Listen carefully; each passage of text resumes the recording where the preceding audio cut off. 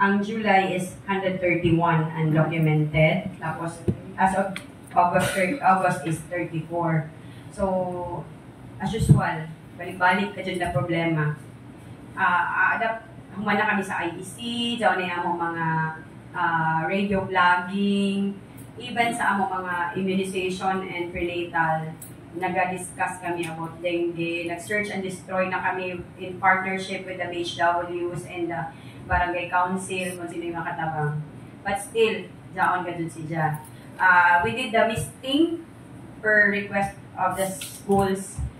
The problem ang good with the misting, although hamok ka dyan mo lang, mali mo ako mag-misting, mali mo ako mag-fogging. So, the problem is, ang kiti-kiti. So, like, mag-misting kami. Sige, langan na to. Nag-misting kami, napatay ang mga old na lamoks. Mga 1,000 kabuok. Kaso, ato na mga 1,000 na lamok, nanganak sila sa breeding sites. Sana pabayaan na mga tubig na stagnant, sa mga lipa, na kunhaindakan. So, dato na mga kiti-kiti, after 3 days, 4 days, mangyay mo na sa lamok.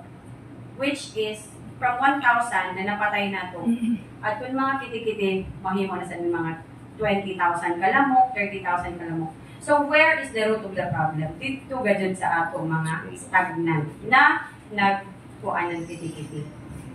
So, mula ang galit kami na the most effective way to battle dengue is to search and destroy. Panghinlo ra gadyan sa palibot. The sad thing about sa ato community ko man, nagsalig manggod ang mga tao na dahil mo himo ng panlimpyo para sa ila.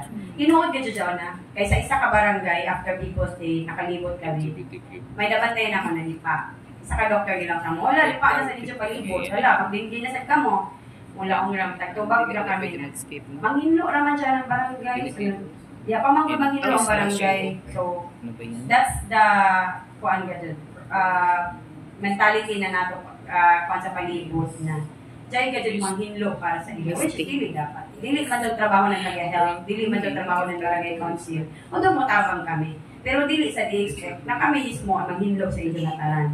No? So, amo ka dyan na, I will call on everyone sa Surigao City na kung pwede, manghinlo ka dyan sa ato tugkaran. Wayay ka dyan dapat nakastop ng mga tubig na mahuyan, ma-breeding site na nato mga kiti-kiti. Tapos, nanghatag na kami ng mga larvicide. Naghatag na mga mga showers here sa Barangay Council. So, mag-inaot ragalitan na kami na sa sige-sige na mo kuan IEC sa mga barangay, sa community. Patak na gatanan doon sa mentality ng mga tao sa palibot.